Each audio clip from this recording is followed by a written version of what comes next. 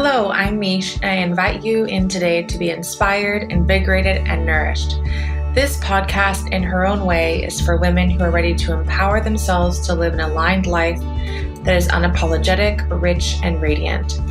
An open discussion that is transparent about the struggles, tips, and stories of women who have come to live in their own truth, power, and sense of self. I'm absolutely thrilled that you're here and with me on this journey.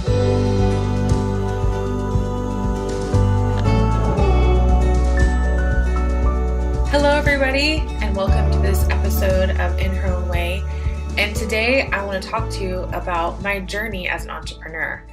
Now, as a life coach and somebody who started their business about 3 years ago, I kind of know what it's like to either coach with people who are entrepreneurs and also from my own experience. And I can tell you, it took me a long time to embrace the idea that I was an entrepreneur, that it was actually a legitimate career choice for me. You see, a lot of times I would go to networking functions and I would sit there with everyone with their branded shirts for the place that they work for, and they'd have specific titles that everyone knew what they meant, like sales manager or branch manager or, even photographer, for example, felt digestible. But when I was starting in my network marketing career, I thought, well, am I a network marketer? Am I a such and such leader? I didn't know what I was. And so I remember really struggling with that title. So as you journey in through your business and as you evolve in this entrepreneurial journey, you're going to really find that you're going to hit a lot of different areas of your growth and development that are going to be interesting for you, that are going to be life-changing for you, and that are possibly going to give you some insight. So the first thing that I remember is that I had to own it. I always think back to my nursing career and think, would a surgeon, if I walked up to a surgeon and said, so, what do you do? And they said, oh, well, I do this medical type thing where, it's just this specialized kind of thing. Oh, you don't really need to know about it, like just a medical profession, and kind of skirt it around a really direct question. You would think, what? What is going on with this person? But it's the same way if you're an entrepreneur. If someone says, so what do you do? And you're like, oh, well, I kind of do this thing called life coaching, which is a little bit like counseling and a little not like counseling at all, but maybe a little bit like it. And where, I just basically, ask people questions and well, it's just kind of a side thing. People are going to look at you and think, what? What is she talking about? So as you start this entrepreneurial journey, the most important thing to think about is are you owning what you're doing? And are you giving yourself a label? Are you giving yourself something that feels totally aligned? And are you able to, for lack of better words, pitch yourself really succinctly to people who are both in the entrepreneurial field and also outside of it? If you're around a whole bunch of entrepreneurs, you need to be able to stand up and say, well, yeah, I'm an entrepreneur, I'm a life coach and a public speaker, and I work on themes of empowerment for women and living unapologetic lives. That would be my truthful answer. So it's taken a long time, but what I see is that people in entrepreneurship journeys is they play with it like a hobby and they don't treat it like a business. And I think part of that first step for a lot of entrepreneurs is treating it like a business and really owning it. And owning it means that you're able to give it a title or some sort of slogan or something that feels aligned, and you're able to really succinctly say exactly what you're going to do. One of the other things that really surprised me about the entrepreneurial journey was the emotional roller coaster. Now, I don't know if you're listening to this washing dishes with kids clamoring at your feet or in the car, or maybe you're going for a walk or a run, but I literally have been surprised, and I'm still surprised at the emotional roller coaster that sometimes entrepreneurship can bring. I think the reason why is because you're going to have a vision for what you want to create well before other people will buy into it. And I have a really interesting story of when we were growing our business, and there was a close family member of mine that, even though I have been and was successful at the time, say to my husband, I think it's a bad idea that you rely on that. I don't think it's safe, and I think it's an unwise decision. And it just reminded me that if I worked in a cubicle, or if I clocked in and clocked out and I got a regular salary with no risk, nobody would ever question our life's path. But because entrepreneurship evokes a lot of uncertainty in many people because they don't have the ability to take the risk, or they have the desire to take the risk, a lot of their insecurities are hurled on us which then make us feel insecure. So when I say the emotional roller coaster of entrepreneurship, to me, the biggest thing I've learned as an entrepreneur is emotional resiliency. Learning how to take the highs and celebrate them, very importantly, celebrate them, and also to really ride the lows out. Your sales aren't always going to be at top mark. The workshops that you do may not always fill. The products that you launch may be a flop or they may be amazing. But holding that vision is so important. It reminds me a lot of Elon Musk from Tesla and him knowing that he had a vision and not giving up on it, even when every odd was stacked against him, when every cent was spent, that vision still happened, that risk still happened, but it was him and his close team who had that vision that kept him going. And I think for us, if we give in to the insecurities of other people and we're not strong on what we want, it becomes very difficult to ride the emotional highs and lows. And so it's very important, I think, to recognize this, because I think it's an important part of entrepreneurship. I think if you allow it to, it builds an incredible amount of emotional resiliency. You'll become tougher than you've ever thought you could ever be in your life. And you'll become more aligned because you have to be. And one of the things that I find when I'm in those emotional situations is a way to flip out of them is to have fun. And when I'm life coaching with people and we're talking about burnout or perfectionism or unworthiness, all of those kind of things that creep up in entrepreneurial journeys, is the very first question I ask people is, are you having fun? And the answer probably 90% of the time is no.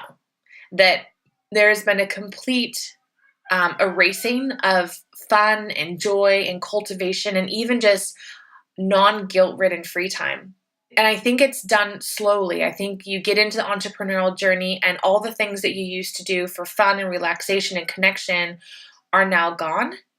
And it's really easy to get wrapped up into the kind of hustle and the routine of entrepreneurship journey and forgetting to relax and cultivate joy. So when we go back to emotional resiliency, when we go back to being stuck in a vision place or a marketing strategy or any sort of part of the entrepreneurial journey where you might not feel aligned, one of the biggest questions you can ask yourself is, are you having fun?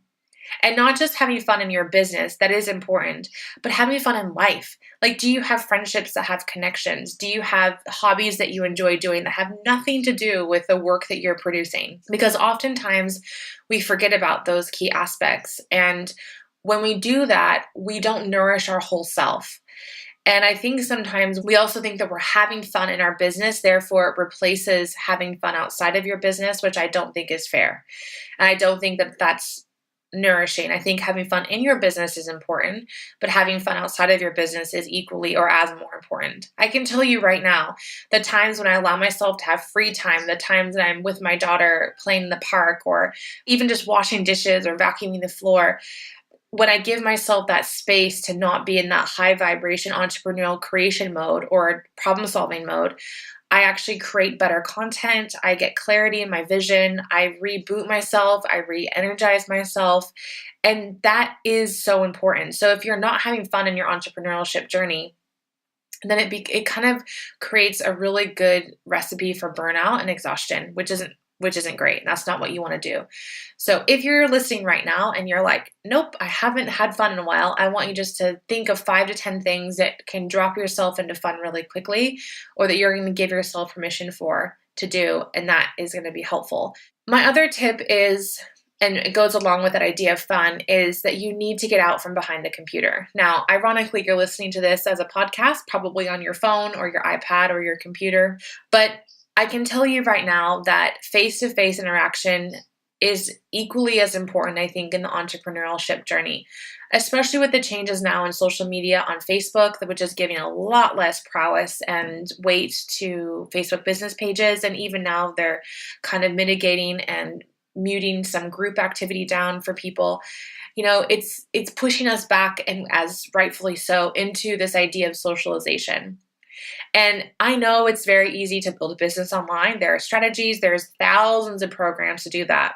But I think the true growth, the authentic growth that I have found nourishing in my path has been combining the online with in-person and not just online.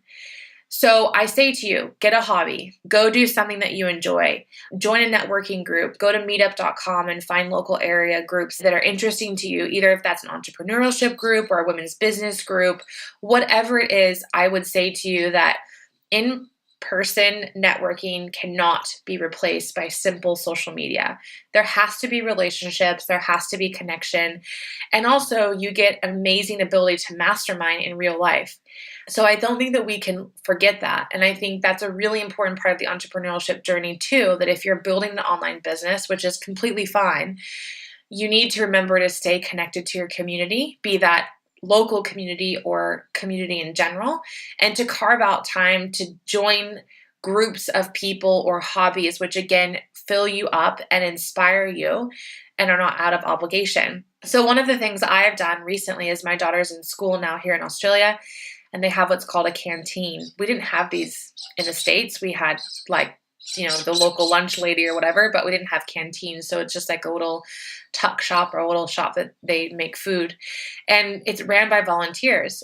And so, a year ago, looking back, my workload was so big that there would have been no way for me to give, 4 hours every other Wednesday to being the canteen lady with the hairnet. But now I do have that space, and that's making connections for me, which are nourishing for my soul, which energize me. They have nothing to do with business. There is no agenda to make a business out of those interactions. It's simply for me to connect in with other women in my local community to serve.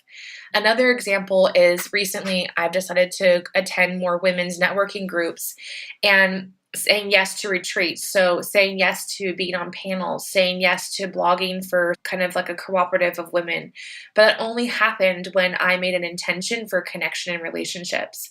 And so if you're feeling a little bit isolated, you're on the iceberg in the middle of the ocean by yourself, set that intention to create space, which I like to say, breathing the same air as other people, right? Create that space for relationships in your business and in your life, which are nourishing and also can be networking as well.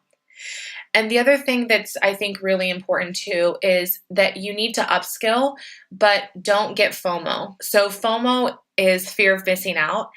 And one of the things I have learned throughout my entrepreneurship journey is that I have wasted thousands of dollars, and we're talking thousands and thousands of dollars, on either coaches or programs or packages that really were not aligned with what I wanted. And I wasn't clear enough going into that coaching or that signing up of a package or that program that I bought that was an e-course I definitely was going to do, that I didn't have either the time to actually complete it, or I didn't have the commitment to implement the strategies into my business, or I didn't have the vision for what I wanted going into a contract or coaching. I know that there's a lot of really amazing programs out there that are pitched every couple months or every year, and you get a little bit nervous, like, what if I don't get into those right now, and I might be missing out, and I might miss the boat. And I have to say to you that you probably have more in you than you think that you do. And we often go for those type of things for the wrong reasons. We go for those, we keep buying packages, or we go into coaching and we don't implement the strategies because really what we're wanting is to escape or to find a way to distract ourselves. I am the first person to admit it. Or I want someone to fix my business for me because I don't want to do the hard work of figuring out my vision. So don't have FOMO, don't have fear of missing out. But if you are going to hire a coach, then figure out, is that coach really for me? Like, I've had a coach, I'll totally admit to you, I got into a coaching situation where I just knew that it wasn't the right time for me and a little bit wasn't the right fit. And I just said I need to release out of it. I didn't have to stay in a situation that no longer served me. When we do that, when we have FOMO and we get ourselves into thousands of dollars coaching situations or social media contracts or programs, and then we don't do them, we create this shame and guilt cycle around us where we feel like we waste a lot of money. And for some of us, a couple $1,000s is a lot of money, especially when you're starting out. So be really mindful that when you're wanting to upskill, absolutely invest in upskilling, absolutely invest in coaching, absolutely invest in programs, so long as you have a vision for what you want them to do, you have the time to implement those strategies, and you have the space in your business where those strategies and that coaching is actually going to help you get to a dream or a place in your business that you're wanting to work towards, and you need that assistance. So those are kind of my 5 areas that I wanted to share with you today on this podcast. And, I think I would love to know from you, what are the things that you have found really helpful or insightful or surprising about your entrepreneurship journey? As we continue to grow in our entrepreneurship journey, I think it's important to be mindful of the 5 things I talked about and to really be in a space of reflection and connection and authentic alignment, because those are going to help you continue to grow in your business for years to come. Thank you so much for joining me today.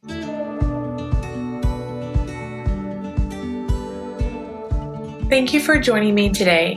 If you'd like more information about myself, my journey, my public speaking engagements, or life coaching with me, please head to my website, mishpope.com. If you can kindly leave me a beautiful review on iTunes, I would be forever grateful. I can't wait to connect again in the next episode.